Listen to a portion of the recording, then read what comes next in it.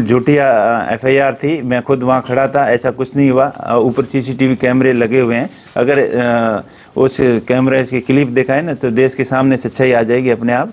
वो सिर्फ और सिर्फ देश का ध्यान भटकाने के लिए इस मुद्दे के ऊपर पूरे देश के अंदर इस बयान के प्रति आक्रोश था। उस आक्रोश से, इस मुद्दे से ध्यान भटकाने के लिए उसने ये प्रोपेगेंडा किया। और वैसे प्रदर्शन करना विपक्ष का काम होता है।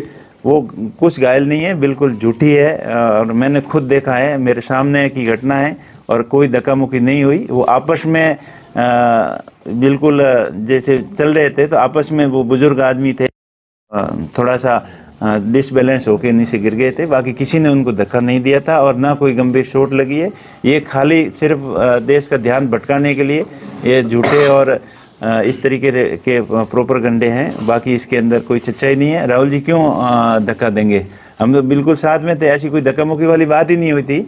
और हम तो वहाँ पर जो अम्बेडकर जी का अपमान किया था उसके खिलाफ अपना प्रदर्शन कर रहे थे और शांतिपूर्ण तरीके से पार्लियामेंट के अंदर जा रहे थे। तो बीजेपी की महिला सांसदों ने और पुरुष सांसदों ने मिलकर ज़बरदस्ती रास्ता रोका और हमारे सामने आकर टकराव करने की स्थिति में आए। लेकिन हमने वहाँ शांति बनाए रखी और ऐसी कोई घटना नहीं हुई। ऊपर 2 बड़े सीसीटीवी कैमरे लगे हुए हैं। अगर उसकी क्लिप सामने लेके आ जाए, अगर उसमें अपने आप सच्चाई का पता चल जाएगा। और मैं आपके माध्यम से देश को बताना चाहूँगा, मीडिया के बंधुओं को के माध्यम से, कि इस तरीके की घटना बिल्कुल निंदनीय है। और देश के सबसे बड़े लोकतंत्र के मंदिर के सामने ऐसे ड्रामे करना बिल्कुल गलत है। और इससे ऐसी घटनाओं से लोगों का विश्वास हटता है और सरकार की निष्क्रियता साफ जाहिर होती है। आपके खिलाफ तो मुकदमा, आपके नेता के खिलाफ मुकदमा दर्ज हो गया, लेकिन आपने जो रिपोर्ट दी थी उस पर एफआईआर दर्ज तक नहीं हुई।